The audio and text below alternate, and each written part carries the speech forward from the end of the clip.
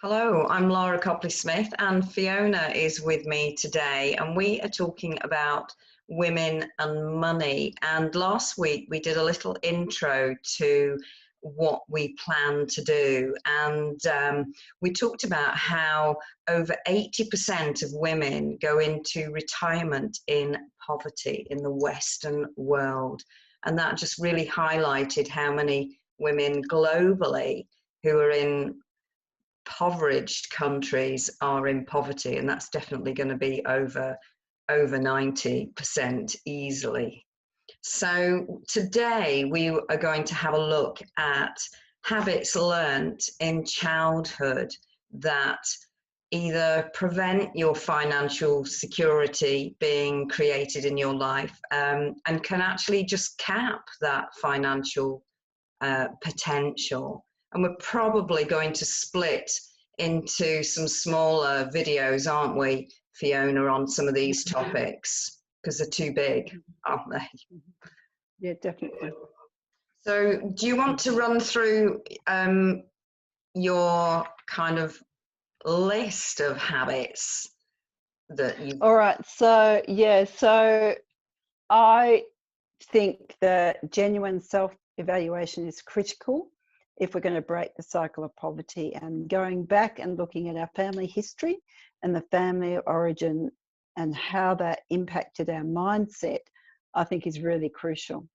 So you can blame external circumstances for why you're not, coping financially these days, but there's many people who've had it tough and have gotten back on their feet financially. So it's more our mindset, and that is developed from a child. So habits such as overgiving. How many of us do that? Overgiving of our time, our money, possessions, all sorts of things. That's definitely one that we grew up with in childhood. Low self-esteem, therefore we would undercharge. That's another one. Stop me if you want to address any of these along the way too.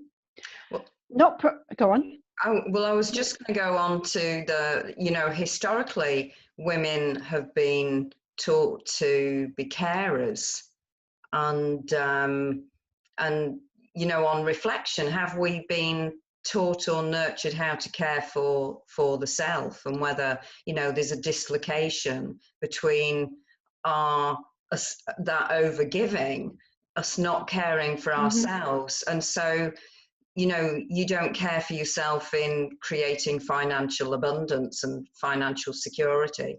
It's that Prince Charming syndrome a little bit again, isn't it? Oh, definitely. I think so. There's a lot underlying that. We put ourselves last as a general rule. Obviously not every woman does, but there's a big percentage of the population, and I think it relates to the ones that are battling financially. So there's other little habits that we've learned, little mindsets. So they may stop you ignoring or avoiding opportunities that may be offered to you for some story in your head. Not preparing for the future. Maybe your parents didn't prepare for the future and you just, it'll be all right. There may be beliefs such as noble poverty, it's spiritual or really good to be poor, and the rich are really bad. But no, I'm not talking about that voluntary simplicity, because a lot of people do that minimalist type of lifestyle, but they can still pay their bills comfortably. There's the good girl type pattern. I'm a good girl. I need to be liked more than to get money. I've got a little bit of that one. Beliefs in life such as life is a struggle, so therefore you've got to struggle financially as well. Or that money is the root of all evil. That's a really generic one that a lot of us have learnt. There may be other childhood patterns such as self-deprivation. So shutting down your own needs and wants, therefore not earning enough money. Overspending, that can be an addiction. You're feeling bad, I'll go buy something to make myself feel good for 5 minutes, 10 minutes, but not worry about the ramifications of overspending.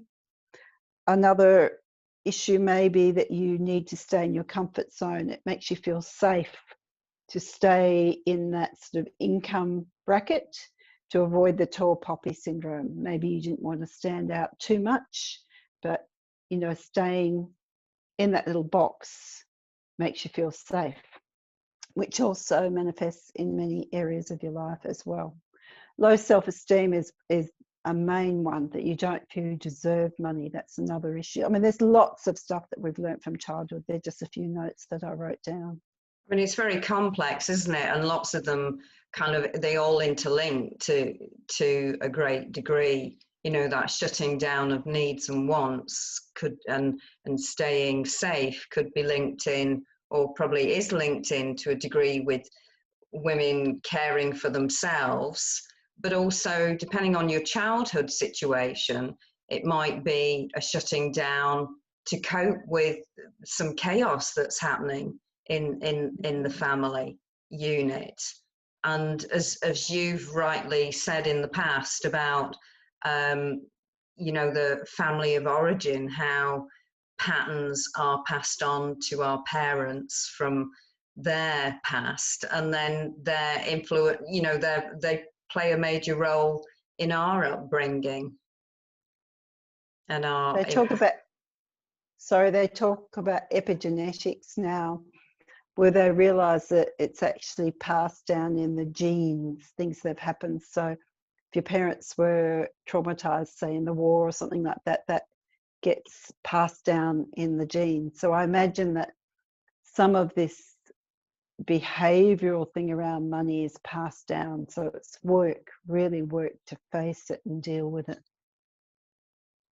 Yeah, and it's interesting, when I kind of look at my family, and I mean, the strong woman in the family who held herself together was my grandmother, and she would have been through the war years, and she was very steely and just very, very together.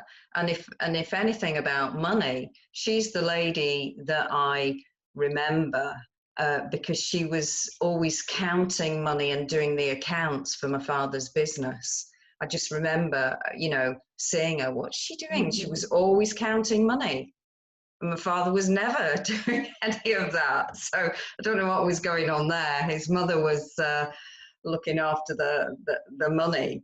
But it's interesting because all these conversations, they do sort of just touch on memories, don't they? And we carry those memories and those experiences through our whole lives. And I think bringing awareness to it, you were saying that even our last video started to bring up little bits of memory. I think once you bring a bit of awareness to it, that things start to change. You can really work on it, or you can just be aware, oh, I do that. Maybe I don't need to do that anymore. So just shining a light on it.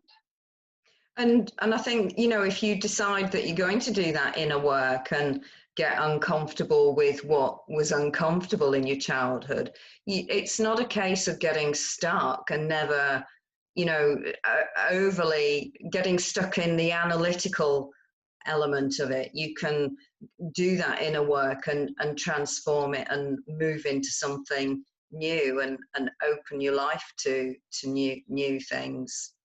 And yeah, so did you have any childhood experiences that really stood out from our last call? I don't know that anything particular came up from the last call, but more just generally understanding. I grew up with my grandparents and my parents, so there was sort of a mixed family of origin. And my grandparents had gone through the Depression, so they were really careful with money. They had enough, but they were really careful with money. My mother was a spendthrift. She, bright, shiny objects, and she often went and bought things. And my father was a bit more careful of money.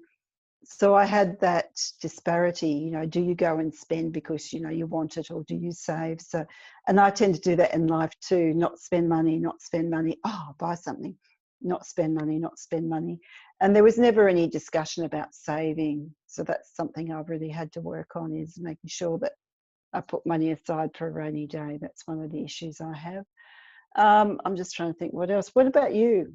Was there anything that stood out for you? One of the things that really came up from our conversations was when I first actually experienced real poverty.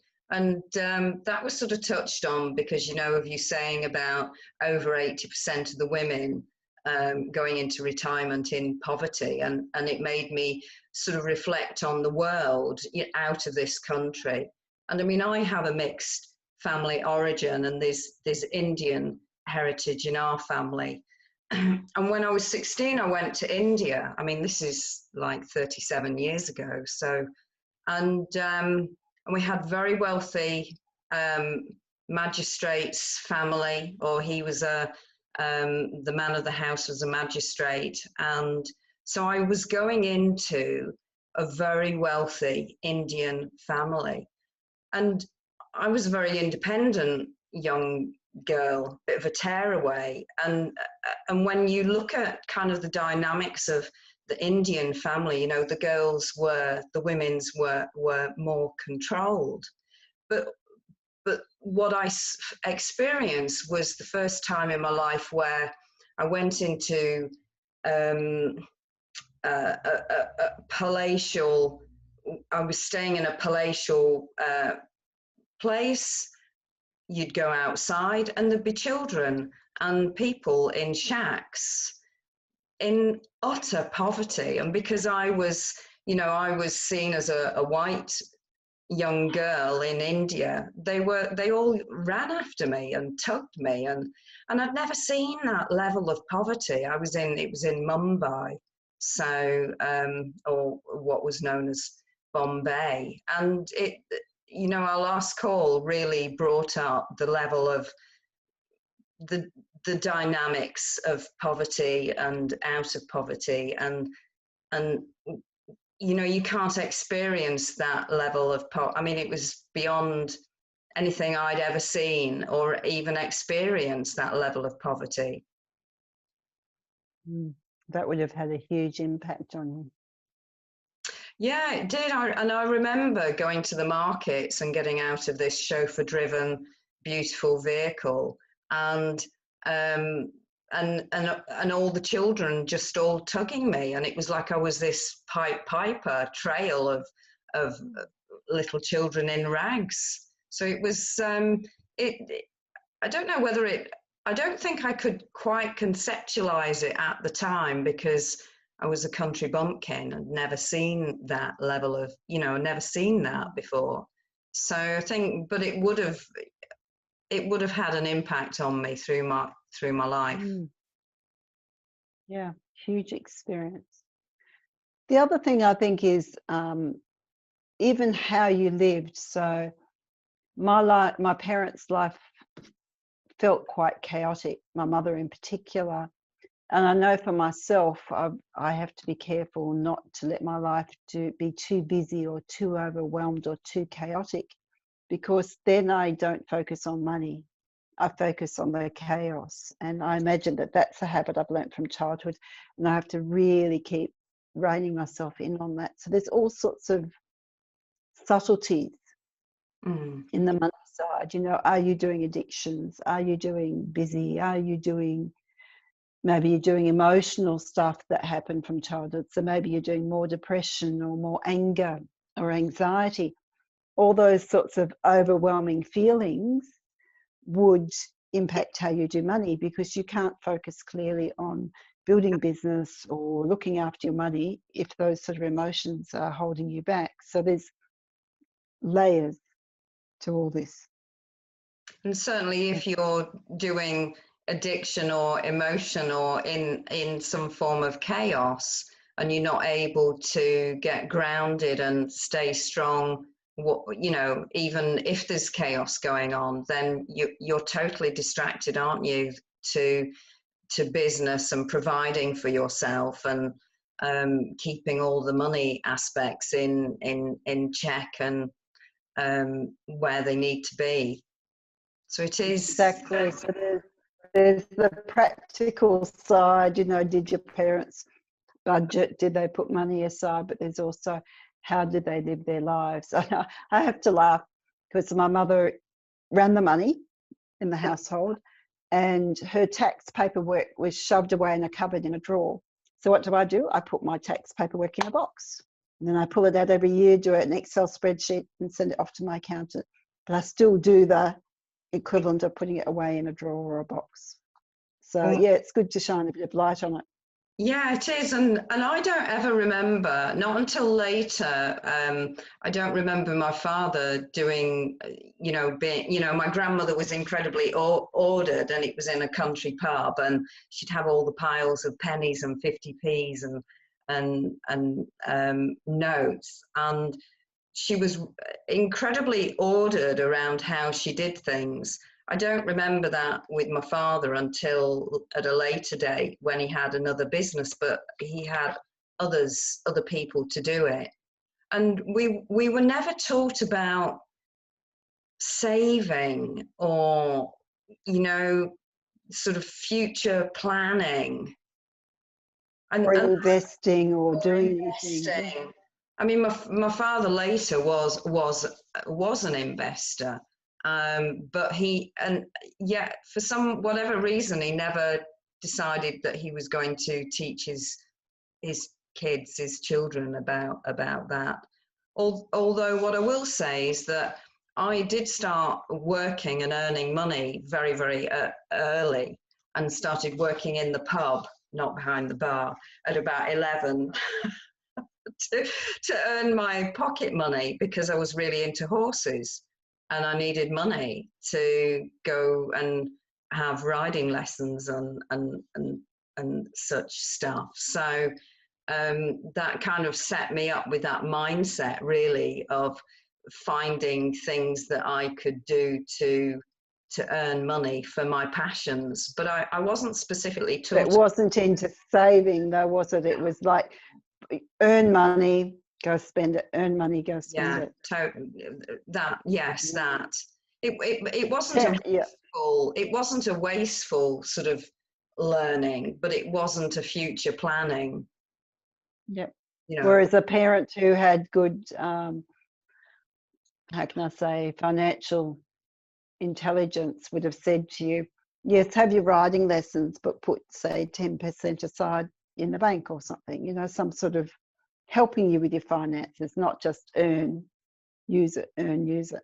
Even if it was for a passion, I think that's great. But yeah, most of us don't grow up with parents with, good financial intelligence.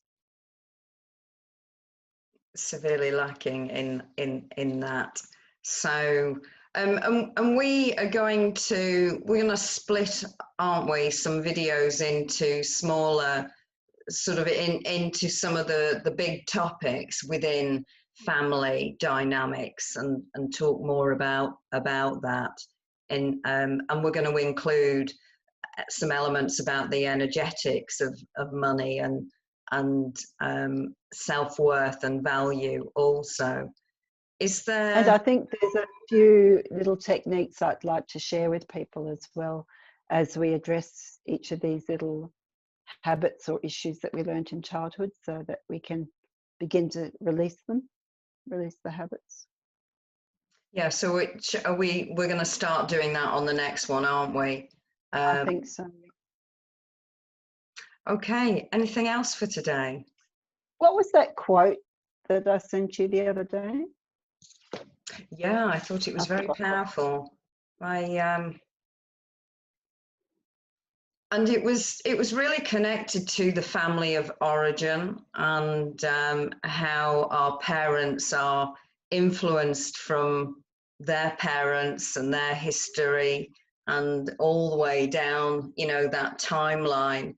So the quote is, pain moves through families until someone is ready to feel it and heal it. Profound. Thank you. It is. Thank you. Okay, that's it for today. See you next time. Yeah, see you next time. And if anybody is watching this and they'd like us to touch on or discuss any specifics, then please do reach out to myself or Fiona, or make a comment at the bottom. Thank you very much. Thank you.